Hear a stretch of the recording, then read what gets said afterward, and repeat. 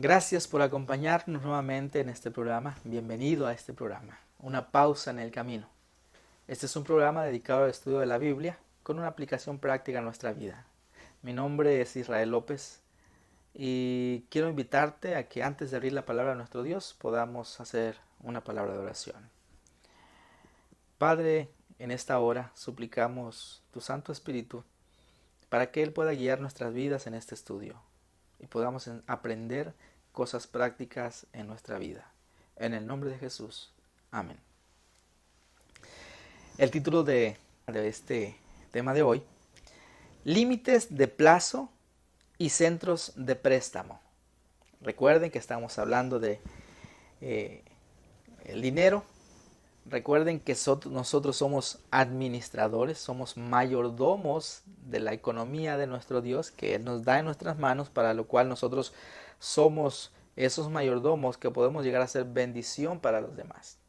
Hemos tocado temas interesantes durante las lecciones anteriores y que espero nos funcionen si nosotros lo llevamos a la práctica.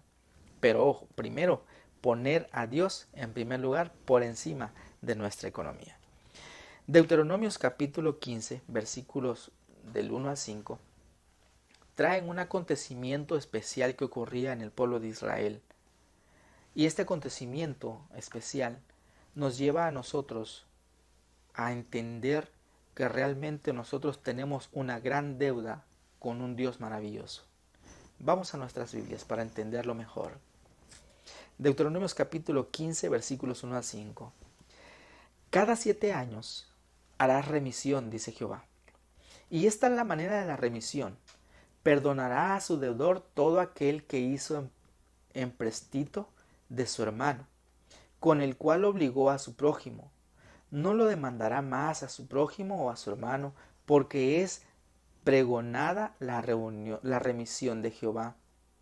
Del extranjero demandarás el reintegro, pero lo que tu hermano tuviere tuyo, lo perdonará tu mano, para que así no haya en medio de ti mendigo, porque Jehová te bendecirá con abundancia en la tierra en que Jehová tu Dios te da por heredad, para que lo tomes en posesión. Si escuchares fielmente la voz de Jehová tu Dios para guardar y cumplir todos sus mandamientos que yo te ordeno hoy. En armonía con los estatutos de 7 años que marca o que dice Deuteronomios, no solo había regulación para los esclavos o siervos. Este tiempo que Jehová mandaba era para todo aquel que se había endeudado por alguna u otra situación que había acontecido en ese momento o durante ese tiempo, y había tenido que recurrir a endeudarse con su vecino, con su amigo, con su familiar. Llegaba un momento determinado en el cual las deudas serían absueltas. Nadie más debía nada a nadie. Por eso este momento en el cual Jehová habla era un momento de alegría para el oprimido. Era un momento de alegría para aquel que debía grandes cantidades de dinero.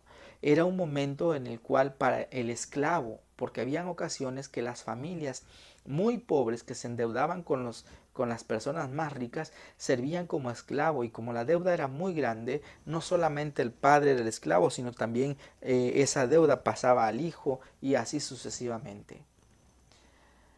Hoy en cambio, en muchas partes del mundo cuentan con préstamos a 30, 40 años, en los cuales cada uno de nosotros quizás en su momento ha caído en ese tipo de situaciones. Eclesiastés capítulo 12, versículo 14, nos da lo siguiente, el verso siguiente, dice, porque Dios traerá toda obra a juicio, juntamente con toda cosa encubierta, sea buena o sea mala. ¿Qué tiene que ver esto? Que Dios haya de traer esta obra a juicio, buena o mala. Bueno, nosotros, como decíamos al principio acerca de la definición de la deuda, existen las deudas económicas, pero está también la deuda moral. Y hablábamos acerca de la deuda moral y había un ejemplo claro en el cual una deuda moral era un ejemplo en el que alguien le salvaba la vida a otra persona y entonces la otra persona se sentía en deuda con él. Nosotros tenemos una deuda con Cristo Jesús, ¿sí o no? Él murió por nosotros en la cruz del Calvario, cuando cada uno de nosotros debía morir, porque la Biblia es clara cuando dice, porque la paga del pecado es muerte. Nosotros éramos seres pecadores, teníamos que morir. Estábamos destinados totalmente a la muerte. Sin embargo, Jesús viene a pagar esa deuda que nosotros teníamos, donde el opresor, Satanás, nos tenía a nosotros oprimido y éramos esclavos de Satanás, siervos de Satanás, en contra muchas veces de nuestra voluntad.